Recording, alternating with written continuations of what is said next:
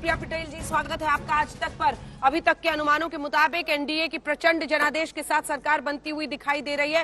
क्या लगता है आपको सबसे बड़ा फैक्टर क्या रहा अगर ये वाकई नतीजों में तब्दील होता है? अनुप्रिया जी,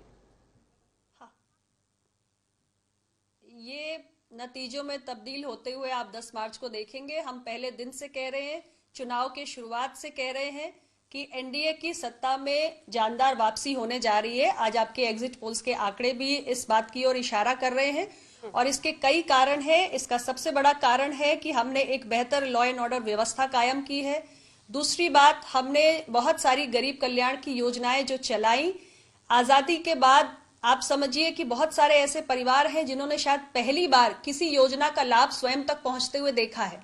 ऐसे बहुत सारे परिवार हैं जिन्होंने एक नहीं एक साथ कई योजनाओं का लाभ मिलते हुए देखा है।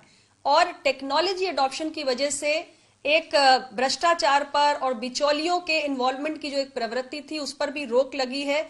तो अब जो लाभार्थी के हिस्से का पैसा है वो सीधे उसके खाते में पहुंच रहा है। ये सारे ऐसे व्यापक परिवर्तन हैं जिसके कारण वोटर के मन में एक विश्वास पैदा हुआ है, क्योंकि आज का जो हमारा वोटर है जी, ये बहुत सिर्फ जन कल्याण योजनाओं की वजह से, की परफॉर्मेंस जन कल्याण योजनाओं की वजह से हुआ या फिर महंगाई बेरोजगारी के मुद्दों पर आप लोग हिंदुत्व और राष्ट्रवाद के मुद्दे को भारी करने में सफलता पाते हुए दिखाई दे रहे हैं?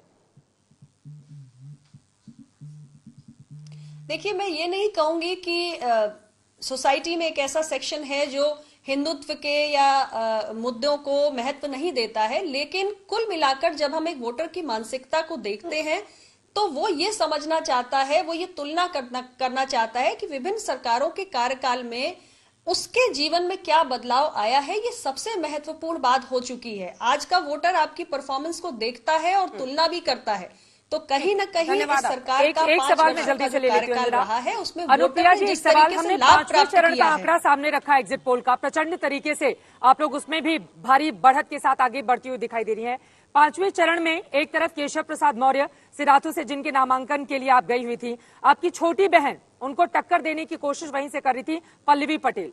तो सिराथू का आंकड़ा क्या कहता है आपके लिहाज से?